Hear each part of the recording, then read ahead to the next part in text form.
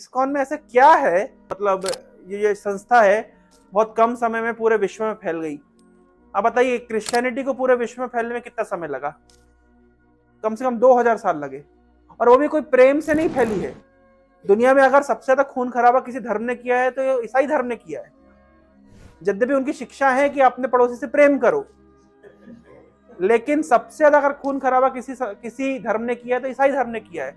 इस्लाम धर्म दूसरे नंबर पे आता है खून खराबे के मामले में, लेकिन हमारी संस्था पूरे विश्व में फैल गई, कोई खून खराबा नहीं किया। सोचिए जरा, कोई भी आपने एपिसोड सुना कि कोई हरे कृष्ण नहीं जप रहा है तो रात को उसका गला काट दिया, सर तन से जुदा, क्यों? हरे कृष्ण नहीं जपा। ऐसा नहीं होता है ना। फिर भी हम देख रहे हैं कि ये संस्था पूरे विश्व में तेजी से फैल रही है, और दूसरी संस्थाओं में उनके पास कोई इस तरह का कोई आकर्षण नहीं है जिससे युवा आकर्षित होकर के आए।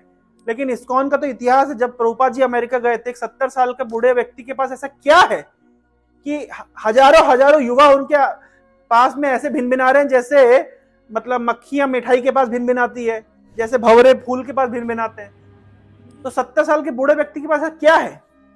तो 70 साल के बूढ़े व्यक्ति के पास में चैतन्य महाप्रभु की शक्ति है। जिन चैतन्य महाप्रभु का आविर्भाव को आज हम सेलिब्रेट कर रहे हैं, उन चैतन्य महाप्रभु की शक्ति को लेकर के प्रभुपाद जी संसार में आए, और उन्होंने उस शक्ति का कुछ समय, मात्र 10 साल, उन्होंने उसको प्रकाशन किया। और उस जमाने में किया जब प्रभुपाद जी के पास कितनी टेक्नोलॉजी थी, हार्डली प्रभुपाद एक लेटर का रिप्लाई लिख करके टाइप करवा के देते थे। उस जमाने में ईमेल नहीं था, व्हाट्सएप नहीं था, लेकिन फिर भी प्रभुपाद जी की क्या वैसी पोटेंसी रही होगी जो उन्होंने इतने कम समय में पूरे विश्व में कृष्ण भक्ति के आंदोलन को छेड़ दिया।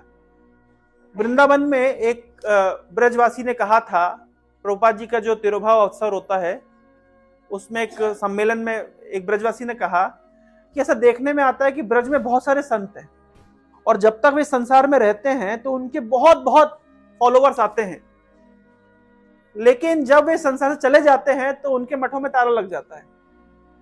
कोई वहां पे फूलों पेड़ों में पानी देने वाला नहीं होता है, कोई वहां पे साफ सफाई करने वाला नहीं है, तो कोई नहीं बचता है।